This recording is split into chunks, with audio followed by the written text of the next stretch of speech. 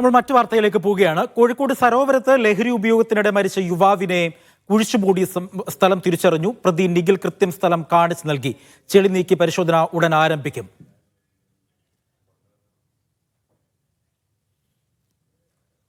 ഷബീർ ഉമറുണ്ട് വിവരങ്ങൾ നൽകാനായി.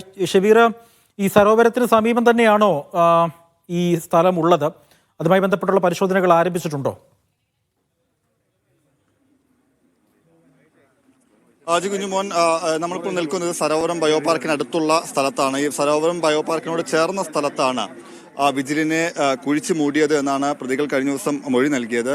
ഇന്നിപ്പോൾ തെളിവെടുപ്പിനായി പ്രധാന പ്രതിയായിട്ടുള്ള ഒന്നാം പ്രതിയായിട്ടുള്ള നിഖിലിനെ ഇവിടേക്ക് എത്തിച്ചു. എവിടെയാണ് കുഴിച്ചു മൂടിയതെന്ന് കാണിച്ചു കൊടുക്കാൻ, പോലീസിന് കാണിച്ചു കൊടുക്കാൻ ആവശ്യപ്പെട്ട് തെളിവെടുപ്പിന്റെ ഭാഗമായി നിഖിലിനെ ഇവിടെ എത്തിച്ചു. നിഖിലാണ് ഇപ്പോൾ ഈ കാണുന്ന ഈ ക്യാമറയിൽ കാണുന്ന, നമ്മൾ ഇപ്പോൾ സ്ക്രീനിൽ കാണുന്ന ഈ പ്രദേശത്ത് കുഴിച്ചു മൂടിയിട്ടുണ്ട് എന്ന വിവരം പോലീസിന് കൈമാറിയത്. കൃത്യമായ സ്പോട്ട് അന്വേഷണ സംഘത്തിന് കൈമാറിയിട്ടുണ്ട്.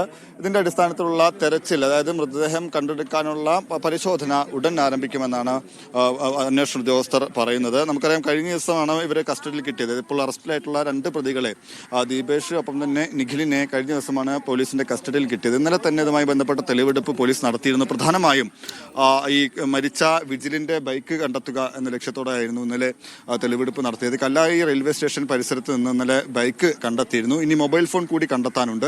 അതുമായി ബന്ധപ്പെട്ട പരിശോധനകൾ കൂടി പോലീസ് നടത്തുന്നുണ്ട്. ഇതിനിടെയാണ് മൃതദേഹം കണ്ടെത്താനുള്ള പരിശോധനകൾ കൂടി പോലീസ് ആരംഭിച്ചത്. അല്പസമയത്തിനകം തന്നെ ഈ നിഖിൽ കാണിച്ചു കൊടുത്ത സ്പോട്ടിൽ കൃത്യം സ്ഥലത്ത് കുഴിച്ച് പരിശോധന നടത്താനാണ് അന്വേഷണ സംഘത്തിന്റെ നീക്കം. അത് അല്പസമയത്തിനുള്ളിൽ ആരംഭിക്കും. നേരത്തെ കുറച്ച് മുമ്പാണ്, ഏതാണ്ട് 9 മണിയോട് കൂടിയാണ് നിഖിലിനെ ഈ കുഴിച്ചു മൂടി എന്ന് പറയുന്ന സ്ഥലത്ത് എത്തിച്ചത്. അതിനുശേഷം പോലീസ് അവിടെ പരിശോധിക്കാനുള്ള നടപടികൾ കൂടി അല്പസമയത്തിനകം ആരംഭിക്കും. 3 ദിവസത്തെ കസ്റ്റഡിയിലാണ് ഈ നിഖിലിനെയും ഒപ്പം തന്നെ ദീപേഷിനെയും മജിസ്ട്രേറ്റ് പോലീസ് കസ്റ്റഡിയിലാണ് വിട്ടിട്ടുള്ളത്. അപ്പോൾ 3 ദിവസത്തിനുള്ളിൽ പരമാവധി തെളിവെടുപ്പും മറ്റും പൂർത്തിയാക്കാനാണ് പോലീസ് ഇപ്പോൾ ആലോചിക്കുന്നത്. നമുക്കറിയാം, 6 വർഷം മുമ്പ്, അതായത് 2019 വിജിലിനെ കാണാതായി എന്ന പരാതി വിജിലിന്റെ പിതാവ് എലത്തൂർ പോലീസ് സ്റ്റേഷനിൽ നൽകുന്നതുമായി ബന്ധപ്പെട്ട് നിരവധി അന്വേഷണങ്ങൾ നടന്നെങ്കിലും യാതൊരുവിധ തുമ്പും ഉണ്ടായില്ല. വിജിൽ എവിടെയാണ് എന്നതിൽ തുമ്പുണ്ടായില്ല. പിന്നീടാണ് ഈ അടുത്ത് ഈ തിരോധാന കേസുകൾ വീണ്ടും അന്വേഷിക്കണമെന്ന ഉന്നത പോലീസ് ഉദ്യോഗസ്ഥരുടെ നിർദ്ദേശത്തെ തുടർന്ന് എലത്തൂർ പോലീസ് ഈ കേസ് വീണ്ടും അന്വേഷണം ആരംഭിക്കുന്നതിന്റെ അടിസ്ഥാനത്തിലാണ്